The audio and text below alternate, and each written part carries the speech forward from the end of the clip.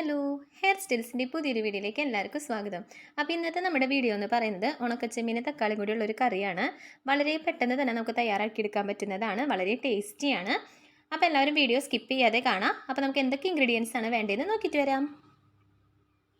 അപ്പോൾ ഇൻഗ്രീഡിയൻസ് ഒക്കെ ഇവിടെ റെഡിയാണ് കേട്ടോ. അപ്പോൾ എല്ലായിടത്തും സെറ്റ് ചെയ്ത് വെച്ചിട്ടുണ്ട്. ആദ്യം തന്നെ നമുക്ക് വേണ്ടത് ഉണക്കച്ചെമ്മീനാണ്. അത് ക്ലീൻ ചെയ്ത് തലയൊക്കെ കളഞ്ഞ് ക്ലീൻ ചെയ്ത് വെച്ചിരിക്കുന്നതാണ്. പിന്നെ നമുക്ക് വേണ്ടത് സവാളയാണ്. സവാള ഇത് പകുതി സവാള, ചെറിയ ഒരു സവാള ആയിരുന്നു. അപ്പോൾ ഒരു പകുതി സവാള മുഴുവനായിട്ട് അരിഞ്ഞ് വെച്ചിരിക്കുന്നതാണ്. ഒരു തക്കാളി മുഴുവനായിട്ട് അരിഞ്ഞ് വെച്ചിട്ടുണ്ട്. വേപ്പില വേണം, ഇഞ്ചി വേണം. പിന്നെ നമുക്ക് വേണ്ടത് നാളികേരമാണ് കേട്ടോ. നാളികേരം അരമുറി നാളികേരം മുഴുവനായിട്ട് ചെരുകി വെച്ചിരിക്കുന്നതാണ്. പിന്നെ നമുക്ക് വേണ്ടത് ഇരുമ്പാമ്പുളിയാണ്. ഇരുമ്പാമ്പുളി ഓപ്ഷണലാണ്, ആവശ്യമുള്ളവർ ഇടുക, ഇഷ്ടമുള്ളവർ മാത്രം ഇട്ടാൽ മതി. പിന്നെ നമുക്ക് മുളക് പൊടിയും മഞ്ഞൾപ്പൊടിയും കൂടി വേണം. ഇനി നമുക്ക് ഇതിലേക്ക് വേണ്ട അരപ്പ് റെഡിയാക്കണം. അപ്പോൾ ദാ നാളികേരം ചെരുകിയത് എടുത്ത് വെച്ചിട്ടുണ്ട്. ഇതിലേക്ക് നമുക്ക് മുളക് പൊടി ഇട്ട് കൊടുക്കണം. ഇതിപ്പോൾ ഒരു ചെറിയ സ്പൂണാണ് കേട്ടോ. അപ്പോൾ ഞാനിപ്പോൾ ഒരു 2-2.5 ടീസ്പൂണോളം ഇട്ട് കൊടുക്കുന്നുണ്ട്. അപ്പോൾ നിങ്ങളുടെ എരിവിനനുസരിച്ച് നിങ്ങൾ മാറ്റം വരുത്തുക കേട്ടോ. പിന്നെ ഞാൻ മഞ്ഞൾപ്പൊടിയാണ് ഇട്ട് കൊടുക്കുന്നത്. ഒരു 1/2 ടീസ്പൂണോളം മഞ്ഞൾപ്പൊടിയും ഇട്ട് കൊടുത്തിട്ടുണ്ട്. ഇനി ഇതൊരു മിക്സി ജാറിലേക്ക് മാറ്റി കൊടുക്കണം.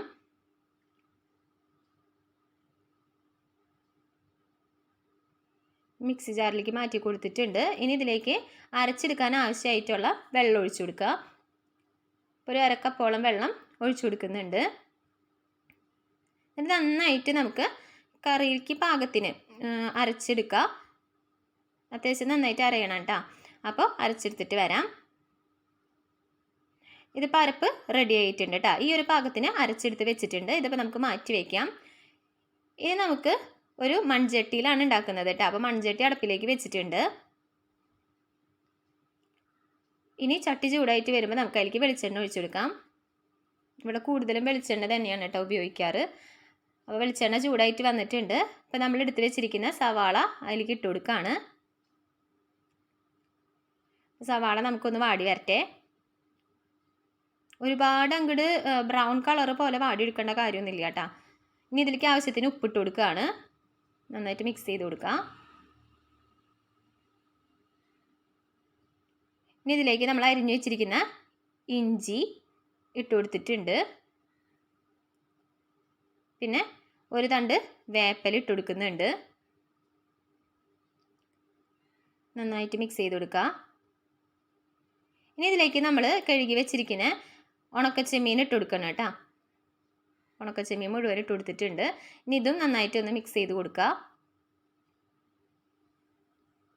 ഇനി ഇതിലേക്ക് നമ്മൾ അരിഞ്ഞു വെച്ചിരിക്കുന്ന തക്കാളിയാണ് ചേർത്ത് കൊടുക്കുന്നത്. തക്കാളി അത്യാവശ്യം നല്ല പഴുത്ത തക്കാളി ആയിരുന്നു കേട്ടോ. അപ്പോൾ ഒരെണ്ണം മുഴുവനായിട്ട് ഞാൻ ഇട്ട് കൊടുത്തിട്ടുണ്ട്. അതും നന്നായിട്ട് ഒന്ന് ഇളക്കി കൊടുക്കുക. പിന്നെ ഞാൻ നേരത്തെ പറഞ്ഞിട്ടുണ്ടായിരുന്നു, ഞാനിവിടെ ഇരുമ്പാമ്പുളി ഇടാറുണ്ട്. അത് ഓപ്ഷണലാണ്, ഇഷ്ടമുള്ളവർക്ക് മാത്രം ഇട്ടാൽ മതി. അപ്പോൾ ഒരു ചെറിയൊരു പുളിപ്പരസത്തിനും കൂടി വേണ്ടിയിട്ടാണ്. തക്കാളി നന്ന പഴുത്തതായിരുന്നു. അപ്പോൾ ഞാനൊരു പുളിപ്പരസത്തിന് വേണ്ടിയിട്ടാണ് ഇട്ട് കൊടുത്തത്. ഇനി ഇതിലേക്ക് നമ്മൾ അരച്ച് വെച്ചിരിക്കുന്ന അരപ്പ് ചേർത്ത് കൊടുക്കുകയാണ്. അരപ്പ് ചേർത്ത് നന്നായിട്ടൊന്ന് മിക്സ് ചെയ്യാം.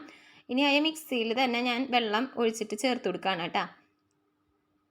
അപ്പം അതും ചേർത്ത് കൊടുത്ത് ഇതിൽ ലൂസാക്കി എടുത്തിട്ടുണ്ട്. ഇനി ഇത് നന്നായിട്ട് വറ്റി വരണം. കണ്ടോ, അപ്പോൾ ഈ പാകത്തിന് ഇത് വറ്റി വന്നിട്ടുണ്ട്. അപ്പോൾ നമ്മുടെ കറി ഇവിടെ റെഡി ആയിട്ടുണ്ട് കേട്ടോ. വളരെ ടേസ്റ്റിയാണ്. അപ്പോൾ നമുക്കിതൊരു സെർവിങ് ബൗളിലേക്ക് മാറ്റാം. അപ്പോൾ നമ്മുടെ കറി സെർവിങ് ബൗളിലേക്ക് മാറ്റിയിട്ടുണ്ട്. അപ്പോൾ വളരെ ടേസ്റ്റി ആയിട്ടുള്ള കറിയാണ്. അപ്പോൾ എല്ലാവരും വീട്ടിൽ ട്രൈ ചെയ്ത് നോക്കാം. ട്രൈ ചെയ്ത് നോക്കിയതിന് ശേഷം അഭിപ്രായങ്ങളൊക്കെ അറിയിക്കുക. ആദ്യമായിട്ടാണ് എൻ്റെ ചാനൽ കാണുന്നതെന്നുണ്ടെങ്കിൽ എൻ്റെ ചാനലൊന്ന് സബ്സ്ക്രൈബ് ചെയ്യുക. തുടർന്നുള്ള വീഡിയോസൊക്കെ ഒന്ന് കണ്ടു നോക്കുക. വീഡിയോ ഇഷ്ടപ്പെട്ടിട്ടുണ്ടെങ്കിൽ ലൈക്ക് ചെയ്യാനും ഷെയർ ചെയ്യാനും മറക്കരുത്. അപ്പോൾ അടുത്ത വീഡിയോയിൽ കാണുന്നത് വരെ ബൈ, ടേക്ക് കെയർ.